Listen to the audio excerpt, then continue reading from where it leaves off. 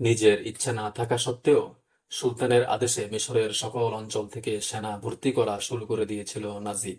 সময় এগিয়ে যাচ্ছে, আইয়ুবীও তাকে একটু একটু পছন্দ করা শুরু করেছেন। নাজি তাকে আশ্বাস দিয়েছিল, সেনাবাহিনী আপনার নির্দেশের অপেক্ষায়।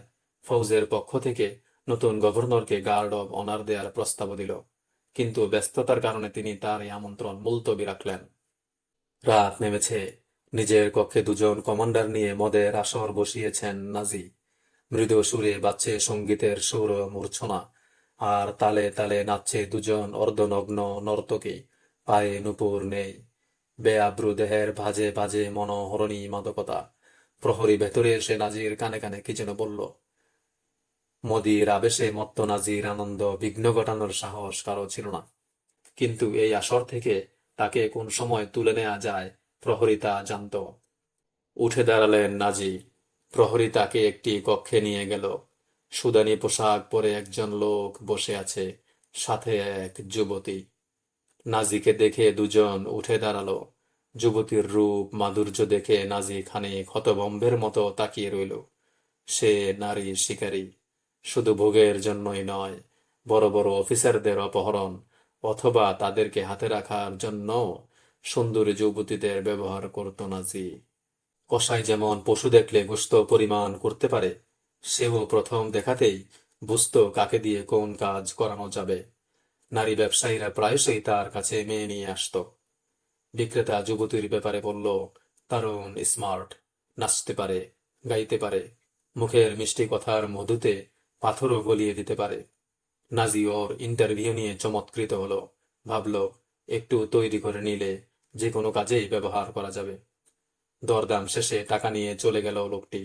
নাজি ওকে নিয়ে চলে এলো জলসা ঘরে। নাচতে বলল তরুণীকে।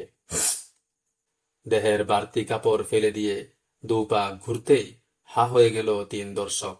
ফ্যাকাশে হয়ে গেল আগের দু নর্তকীর চেহারা। নতুন মেয়েটার সামনে ওরা এখন মূল্যহীন বাসি ফুল। চোখের পলকেই তারা একথা বুঝে গেল। আসর ভেঙে দিল নাজি। নতুন মেয়েটাকে রেখে সকলকে বিদায় করে দিল।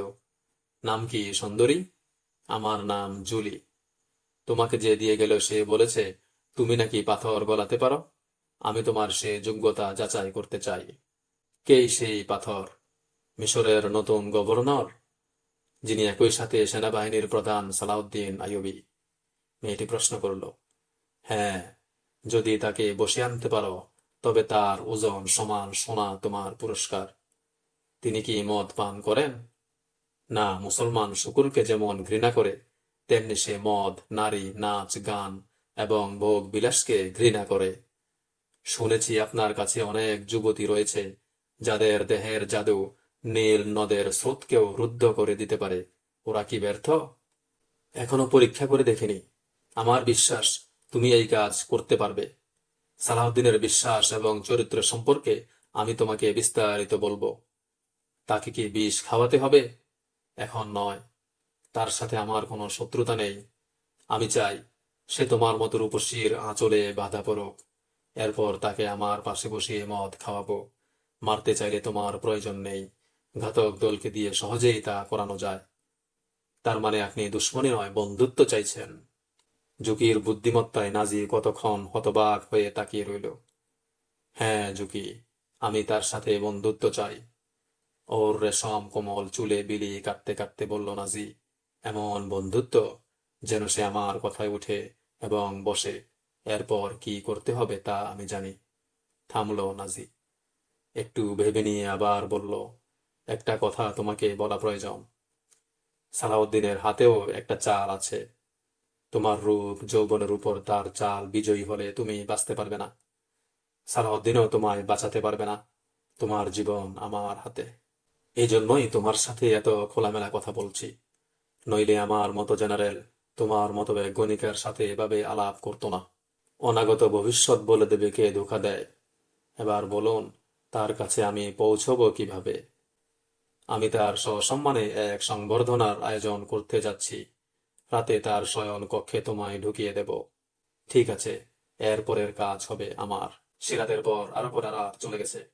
প্রশাসনিক কাজ এবং নতুন সৈন্য ভর্তি নিয়ে ব্যস্ত থাকায় আইয়ুবী নাজির নিমন্ত্রণ রক্ষা করতে পারেননি। এর মধ্যেই নাজি সম্পর্কে আলী বিন সুফিয়ানের আরো কিছু রিপোর্ট পাওয়া গেল। আলীর সে রিপোর্ট পেয়ে সালাউদ্দিন চিন্তিত হয়ে উঠলেন। আলী, এর অর্থ হলো সে খ্রিস্টানদের চাইতেও বিপজ্জনক।